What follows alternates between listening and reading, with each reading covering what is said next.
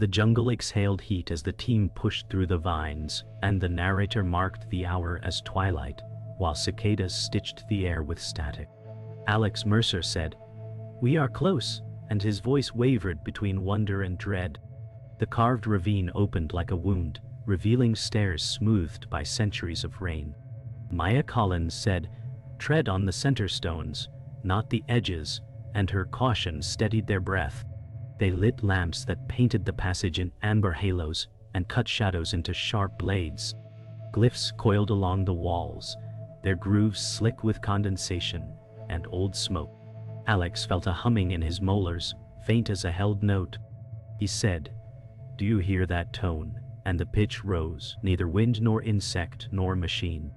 At the chamber's heart, a pedestal stood, veiled by dust like frost on glass. The shape beneath the cloth threw faceted glints that slithered across the ceiling. Maya said, "If we move too fast, we trigger the dead," and she lifted the cloth a breath at a time. The crystal skull gleamed with an inner moon, flawless and cold, and the humming aligned with their pulse. Alex said, "This is not carved by hand," and the chamber answered with a tremor fine as a whisper. Night folded over the camp, and the canopy stitched the stars into a narrow ribbon, while generators throbbed like slow hearts. Alex catalogued the skull with deliberate care, and the narrator watched his hands trace impossible lines. Maya Collins said, "We log, we test, we sleep," and her tone carried the weight of rules that keep people alive. The humming from the chamber had faded, yet a ghost of it haunted their metal table. They argued over tool marks that did not exist, and they mapped vectors that refused to curve. Alex said, "If heat cannot mark it, time may not either," and the claim felt like a trespass. A radio crackled with static, then fell silent, as if the jungle held its breath to listen. Footsteps circled beyond the tarps, measured and patient, and a moth battered the lamp until its wing left a powder kiss. Maya said, "We are not alone," and she tightened the zip on the evidence case. The narrator noted how certainty fractures first at the edges, and how wonder makes easy prey. A shadow paused at the ridgeline, then slipped away, leaving the skull to glow with a cold, unwelcome poise. Dawn bled silver through the leaves, and coffee steamed like breath from a sleeping beast, while maps lay pinned by stones. Alex spread rubbings of the glyphs and aligned them with star charts cut from old atlases. Maya Collins said, "Legends say 13, and the number settled like a weight on the canvas." They traced lines from jungle to desert, and from coast to plateau, and the roots crossed like scars. The narrator observed how patterns bait the mind with promise and trap it with need. Alex said, "If they are a network, each node sings," and he tapped a circle that matched last night's faint tone. A drone hummed above the canopy and drifted toward the ravine, its lens glinting. The radio caught a fragment, then a clipped voice said, "Package verified," before collapsing into static. Maya said, "Someone else has the chart," and she folded it with a calm that masked a rising flame. The day warmed, and the insects resumed their endless arithmetic, and the mystery advanced one quiet square. By noon they reached the village on the ridge, and wine-tugged prayer ribbons that had no gods left to hear them. Ezra Vale waited in the shade of the old mission wall, and the narrator felt his silence arrive before his words. Ezra Vale said, "You hold one voice of a choir," and his smile did not reach his eyes. He handed Alex a worn photograph of another skull, perched in a museum case like a caged storm. Maya Collins said, "Where did you get this?" and suspicion balanced neatly on her tongue. Ezra traced the caption with a scarred finger, and offered coordinates with a shrug that hid a debt. He said, "Your steps are already counted," and his boots left no dust when he moved. The bells above them chimed once, though no rope swung, and a cloud crossed the sun like a passing doubt. The narrator named him a hinge in the door, useful and dangerous in equal parts. Alex pocketed the photograph, and the wind folded it against his palm as if the paper wished to speak. They returned to the ravine before dusk, and the air cooled with the scent of wet stone and crushed fern. The chamber felt altered, as if a listener had stepped closer, and the narrator weighed the change against memory. Alex placed the skull on the pedestal to mirror its first pose, and the hum resumed with clearer pitch. Maya Collins said, "We record the tone sweep," and she set the meter while numbers ticked like falling beads. Lines on the ceiling caught the sound and shivered, and faint light threaded along the carved constellations. Alex said, "It is mapping," and the claim drew heat to his voice, though his hands stayed steady. A pebble moved across a seam as if tugged by tide, and the meter needle arced past any calibration they owned. From the entrance, a silhouette watched with the patience of stone, and the generator's throb faltered. The narrator counted the seconds until courage fails, and found they were fewer than pride allows. The hum settled into a note that matched the node on their chart, and the jungle exhaled as if relieved. The narrator noted that the village elder spoke with a voice carved by time, carrying echoes of fireside tales that once bound generations. Alex Mercer listened as the elder described skulls that lit the night sky, guiding migrations across deserts. Maya Collins said, "Legends are shaped by fear and need," yet her eyes betrayed a spark of belief. The elder held a clay shard painted with lines that mirrored the glyphs on their maps. He said, 13 together, and the heavens will sing," and his trembling hands made the weight of prophecy real. Children lingered at the doorway, their wide eyes reflecting both awe and dread. Alex said, "These are not coincidences," while tracing the shard's patterns with his penlight. The narrator described how myth and evidence leaned closer, inseparable threads in one cloth. Wind stirred the thatch roof, and dust fell like faint stars in the dim room. Maya whispered, "Every myth hides a truth," as the elder's warning settled into the marrow of their journey. The narrator described how Samuel Price, a weary farmer whose past held grief, stepped forward with a photograph he had guarded for decades. The image showed his missing sister clutching a crystal skull beneath a desert sky. Samuel Price said she vanished chasing this myth, and his voice carried a fracture no time had healed. Alex Mercer said, "The trail left scars," while studying the photo with a scholar's hunger. Maya Collins said, "Lost shapes truth sharper than discovery," her tone softening. Samuel's eyes watered, yet he spoke with urgency, urging them to seek the plateau where she vanished. The photo revealed coordinates scrawled on its back, ink faded but still legible. The narrator marked this moment as a turning where tragedy and mystery fused into a single thread. Outside, the wind rattled the shutters as if echoing her absence. Alex pocketed the photograph with reverence, and Maya clasped Samuel's shoulder, sealing the story into their mission. The narrator revealed how the skull's presence warped the camp that night, pulling strange forces into the fragile perimeter. The lanterns dimmed, though fuel was full, and a low vibration crawled through the ground. Alex Mercer said, "It responds even at rest," and his voice quivered, though his hand remained steady. Maya Collins recorded readings, watching the needle leap without cause. Their breath misted, though the jungle air was thick and hot. Metal tools clattered to the ground, as if nudged by invisible hands. Alex said, "This is engineered resonance," his tone sharp with awe. Maya whispered, "It feels like warning," as a shadow darted across the edge of light, too swift to name. The narrator emphasized how the night pressed heavy, laden with unseen watchers. A moth struck the lamp, spiraling into darkness, its wings folding as silence deepened.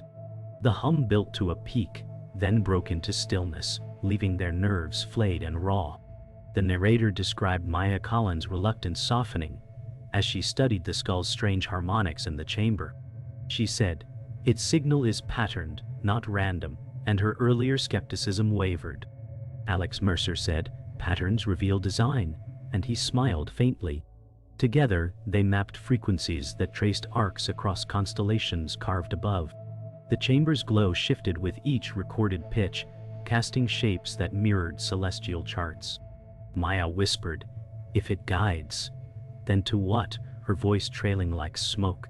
The narrator explained how her caution turned to compulsion, every reading feeding her resolve. She paced between walls, connecting dots with chalk, until the chamber's ceiling resembled a map of the stars. Alex observed quietly, letting her curiosity tighten its hold. Outside, the jungle storm built, and thunder underscored their findings. Maya finally said, "We follow this, even if it breaks us," and in her tone the narrator heard acceptance forged by necessity. The narrator recalled how Lionel Graves entered camp with measured calm, his suit immaculate despite the jungle's grip. He said, "Your pursuit risks undoing centuries," his voice steady as stone. Alex Mercer stiffened, recognizing authority draped in menace. Maya Collins said, "Truth is not undone by fear," her tone defiant. Lionel Graves set a leather case on the table, filled with papers stamped with seals and redacted lines. He said, "You do not grasp the hands you cross," and his gaze lingered with warning. Alex said, "Knowledge is not yours to bury," but his jaw clenched with unease. The narrator marked this as the first clear clash, two wills opposed by duty and obsession. A gust swept the tarps, scattering maps across the dirt, as if the jungle itself protested. Lionel retrieved one page, tucked it away, and left without sound. The silence afterward bore the weight of veiled threats and unseen battles. The narrator spoke of their march through rain-slick ruins, each stone whispering fragments of forgotten empires. Alex Mercer said, "Every path leads to another skull," and he marked coordinates with steady conviction. Maya Collins muttered, "Paths also lead to graves," but her steps did not falter. They reached an altar where moss-veiled carvings aligned with constellations from their chart. Alex traced the grooves, noting their symmetry with distant sites marked on Samuel's photograph. The narrator described how thunder rolled across the jungle, as if acknowledging their progress. Maya said, "We are mapping a web," and the words held awe and unease in equal measure. Vines clung to statues worn faceless by centuries of storms, yet their hands pointed toward the horizon. Alex whispered, 13 is no myth," his voice trembling with urgency. Lightning split the sky, and the ruins glowed with fleeting brilliance. The narrator marked this as the moment certainty hardened into obsession, binding them to the pursuit. The narrator described how armed figures emerged from the tree line, shadows moving with precision. Alex Mercer's hand hovered near his satchel, as if guarding the skull with his body alone. Maya Collins said, "They are not locals," and the weight of her words froze the air. From the clearing stepped Lionel Graves, his calm posture betraying the menace of command. He said, "You walk a path already claimed," and his voice pressed down like stone. Alex said, "Truth cannot be owned," but sweat glistened at his brow. The soldiers raised their weapons in silence, disciplined and unmoved. Maya shifted her stance, her hand inching toward the recorder slung at her side. The narrator described how tension wound the clearing tighter than bowstring, and the jungle quieted to listen. Lionel's gaze pierced Alex, measuring resolve against fear. Rain began to fall, each drop sharp as glass, sealing the standoff in relentless rhythm. The narrator told of their descent into a forgotten temple, air heavy with damp stone and ancient rock. Alex Mercer lit a torch, shadows stretching like predators across carved walls. Maya Collins said, "These steps are not safe," her voice clipped by echo. Stones shifted beneath their boots, dust rising like ghostly breath. Alex said, "The answers are always buried deeper," and he pressed on, eyes fevered. They reached a chamber where pillars leaned, cracked by time yet still resisting collapse. A sudden groan of shifting stone echoed, and the ceiling rained fragments. The narrator described how instinct surged, Maya pulling Alex aside as a slab thundered down where he stood. The air choked with dust, yet they survived, breath ragged with adrenaline. Maya said, "Your obsession will kill us," but Alex only whispered, "It is worth the risk." The temple trembled again, reminding them that the past itself resisted exposure. The narrator spoke of Ezra Val's return, his coat damp, his eyes veiled by riddles. He emerged from the shadows with the calm of one who knew the outcome before it began. Ezra said, "You seek 13 voices, yet hear only noise," his tone cryptic. Alex Mercer said, "Noise hides patterns, unwilling to yield. Maya Collins whispered, "He brings knowledge, but never enough," her distrust sharp. Ezra laid a parchment on the stone, its ink faint with age, showing lines that connected skulls across continents. He said, "The map is incomplete," and his lips curled in irony. The narrator explained how the parchment ignited questions rather than answers, feeding Alex's hunger. Lightning flashed through cracks in the temple roof, illuminating Ezra's face in harsh relief. Maya's eyes narrowed, torn between curiosity and suspicion. Alex reached for the parchment, but Ezra pulled it back with a knowing smile. The moment left truth both closer and further away. The narrator revealed how betrayal took shape in the figure who once stood as friend. Adrian Cross emerged from the shadows, his face carved with guilt and resolve. Alex Mercer said, "You were one of us," his voice hollow with disbelief. Adrian Cross said, "I was never yours," his tone laced with regret and defiance. Maya Collins tightened her grip on the recorder, her expression hardening. Adrian's presence confirmed that information had been fed to Lionel Graves all along. The narrator marked this as the wound that cut deeper than danger, the betrayal that bled trust dry. Alex whispered, "Why?" but no answer could bridge the chasm. Adrian said, "The truth you chase is poison," his eyes flashing sorrow before steel. The temple echoed with silence thick as stone. Maya stepped closer to Alex, her stance protective. The betrayal reshaped the journey, forging enemies from once shared faith. The narrator recalled how the cavern opened into a hall lined with stone guardians, their eyes carved to pierce eternity. Lionel Graves stood at the center, unshaken by the storm of history pressing in around them. He said, "You seek to shatter what must remain sealed," his voice echoing across the chamber. Alex Mercer said, "The truth belongs to all, not to the few," his defiance cracking through fear. The torches flickered, painting shadows that fought for dominance on the walls. Maya Collins said, "We risk more by silencing knowledge," her words sharp as steel. Lionel's gaze swept the chamber like a blade, his calm masking a storm. The narrator mocked how ancient dust trembled at this clash of wills, as though stone itself leaned in to listen. A hum from the skull in Alex's satchel began to rise, answering the tension. Lionel said, "Then you choose ruin," and the chamber's silence broke into a trembling quake. The narrator described Maya Collins kneeling at a cracked wall, her lantern sweeping across fragments of carvings. She said, "These records contradict everything we assumed," her voice low but urgent. Alex Mercer leaned over, studying the lines that bent truth into unfamiliar shapes. He said, "This shows more than myth. It shows intent," and his eyes shone with revelation.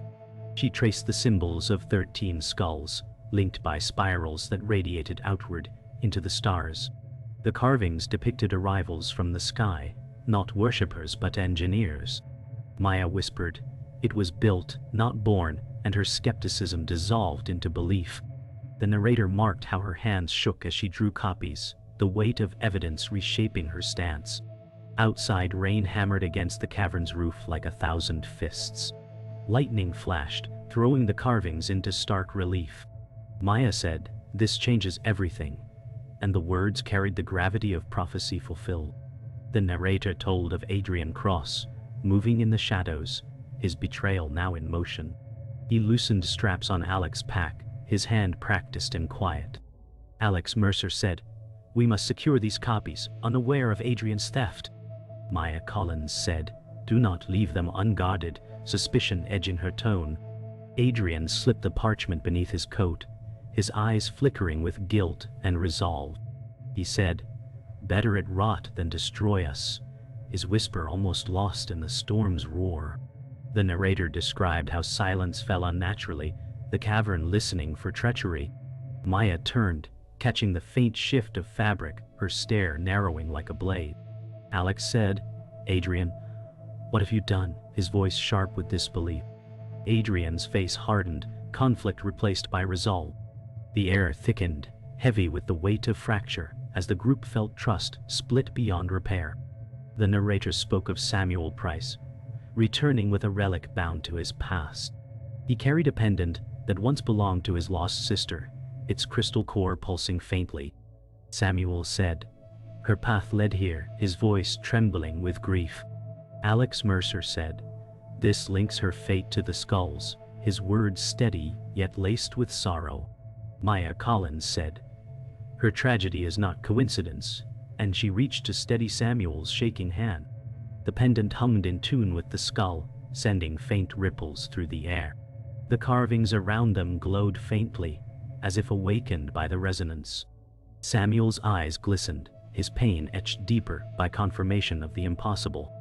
The narrator described how the pendant became a key, unlocking more than grief, guiding them toward hidden truth. Lightning flared through the cracks, and thunder answered like a closing door.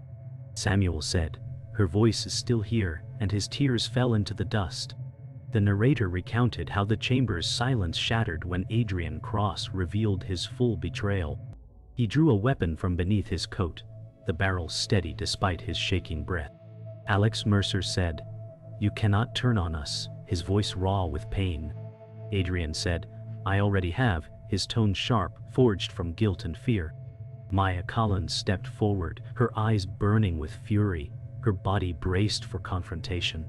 Samuel Price whispered, "It cannot end this way," his grief thickening the air. The narrator marked this moment as a fracture beyond repair, the kind that rewrites loyalty and blood. Lionel Graves watched from the shadows, his calm betraying satisfaction. Alex said, "Your lies cut deeper than any enemy's," his voice breaking under betrayal. Adrian's grip tightened, his face torn by conflict. Lightning split the cavern, illuminating every scar, every choice, every wound. The narrator ended with silence heavier than thunder. The narrator described how Alex Mercer placed the crystal skull on the altar within the heart of the cavern. Its facets pulsed with light that did not belong to fire or moon. Alex said, "These are not relics of stone, they are vessels of design," his voice rising with awe. Maya Collins whispered, "This is not legend, it is memory," her words carrying a tremor. The skull's inner glow revealed tiny inscriptions etched with impossible precision, patterns like circuitry woven into quartz. The narrator noted how their breath slowed, entranced by the resonance. Samuel Price said, "Her disappearance was never chance," and his grief sharpened into conviction. Lightning struck above, and the skull vibrated with an answering hum. Alex said, "This is technology older than us," his tone urgent and reverent. The narrator emphasized how the chamber itself seemed alive, stone trembling with unseen energy. What had been dismissed as myth now pulsed with undeniable evidence. The narrator spoke of the fierce argument that ignited around the skull. Maya Collins said, "It could be the legacy of a forgotten civilization," her words deliberate but tinged with disbelief. Alex Mercer countered, "No chisel made these lines, no hand could cut this purity," his voice firm. Samuel Price added, "If it is alien, then she followed them into the sky, grief twisting into hope." Maya shook her head, saying, "Belief without restraint is a weapon." The chamber echoed with the clash of voices, the skull pulsing brighter with every word. The narrator described how the debate blurred science, myth, and faith, leaving each fractured. Alex insisted, "Knowledge demands risk," while Maya replied without caution, "Knowledge destroys." The air grew electric, sparks leaping along the carved symbols. Samuel whispered, "The truth is both curse and gift," his tone fragile. Their argument left the cavern trembling as if judgment itself waited. The narrator revealed how the skull awakened a memory long buried in silence. A recording from Samuel's missing sister flickered into life, projected across the stone wall. Her voice said, "I found the key, but they will not let me return," words cracked by static. Samuel Price staggered, whispering, Anna, his grief breaking like a wave. Alex Mercer said she was closer than any of us, his tone heavy with respect. Maya Collins pressed her hand against the glowing wall, eyes wide with sorrow and awe. The projection showed her holding a skull, light streaming through its facets into the sky.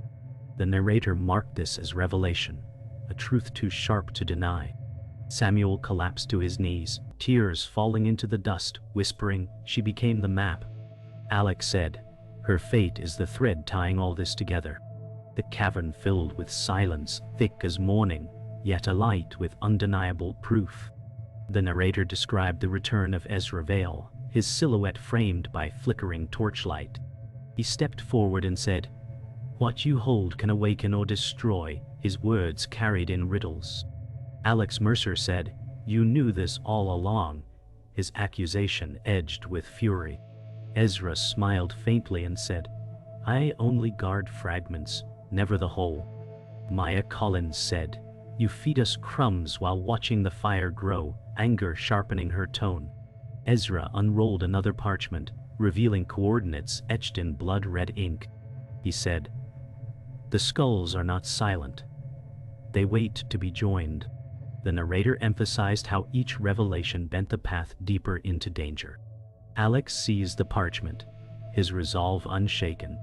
Maya shook her head but did not stop him, her doubt already eroded by proof. Thunder roared outside, shaking the stone. Ezra said, "The choir of 13 waits," and his smile vanished into shadow. The narrator recounted Lionel Graves' arrival with soldiers at his side, their rifles gleaming under lantern light. He said, "This belongs not to you but to order," his tone cold and measured. Alex Mercer said, "Order is another word for control," his defiance sharpened. Maya Collins whispered, "We must choose now," her hand hovering near the recorder. Lionel placed documents on the stone, stamped with seals of power, and said, "You will surrender it or be buried with it." Samuel Price clutched the pendant, whispering his sister's name like prayer. The soldiers stepped forward, their boots striking stone in rhythm. The narrator described the air growing charged, every breath weighted with peril. Alex said, "Knowledge will not die here," his voice breaking through fear. Lionel's expression remained calm, yet his eyes betrayed unease at the skull's growing light. Thunder cracked, sealing the confrontation with finality. The narrator recalled how Adrian Cross' betrayal ignited in full as he stepped from the shadows, clutching the stolen parchment. He said, "I do this to save us," his voice trembling but resolute. Alex Mercer shouted, "You doom us instead," fury cutting through the air. Maya Collins said, "You've handed them the key," her eyes blazing with contempt. Adrian's face twisted, torn between guilt and conviction, yet his hand did not falter. Lionel Graves watched with quiet satisfaction, his soldiers steady, their weapons catching the glow. The skull pulsed brighter, resonating with the stolen parchment as if it knew its own secrets had been revealed. The narrator described how stone beneath their feet cracked, the chamber responding to betrayal like a wound reopening. Dust rained from the ceiling as silence fractured into chaos. Adrian whispered, "Better ruin than release," before vanishing into the storm of collapsing stone.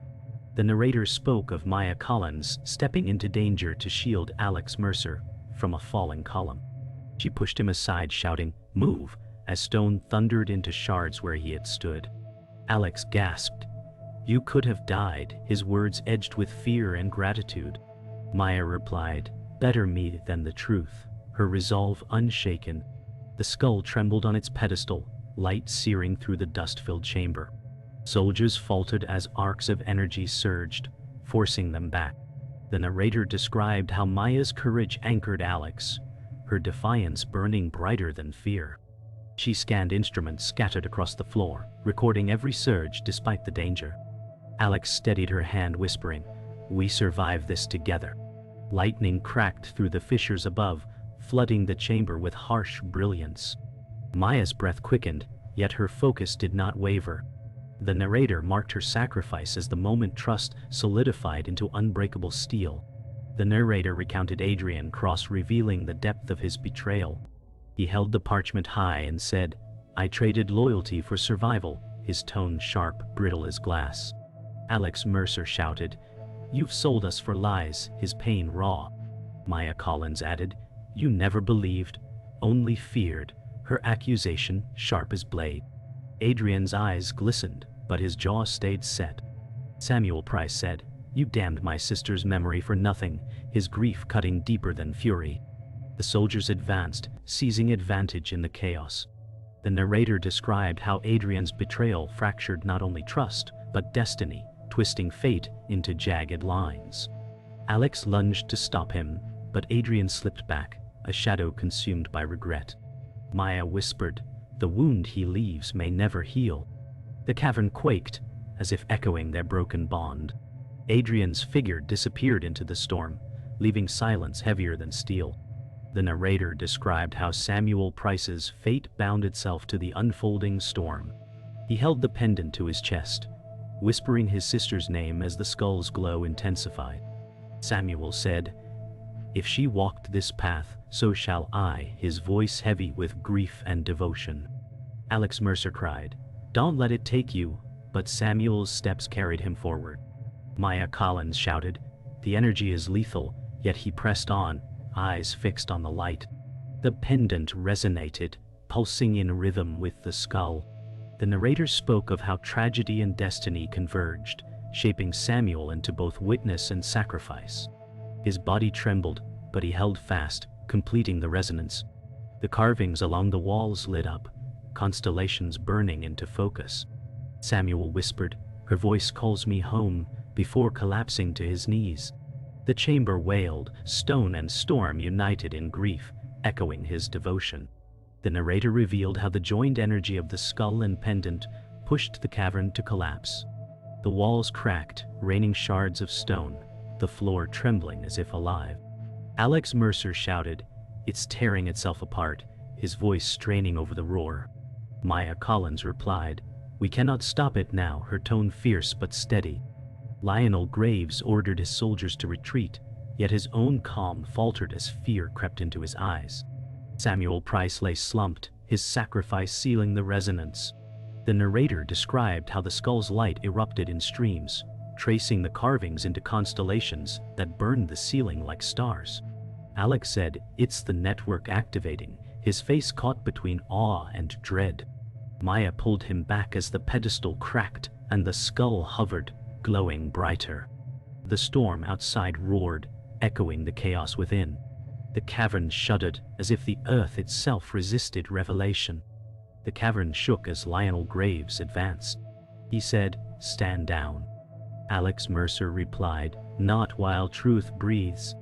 Maya Collins raised the recorder saying, "We end this with proof." The skull hovered, humming with light. Lionel reached, and dust rained as destiny met defiance. The skull bent light into a lattice of maps.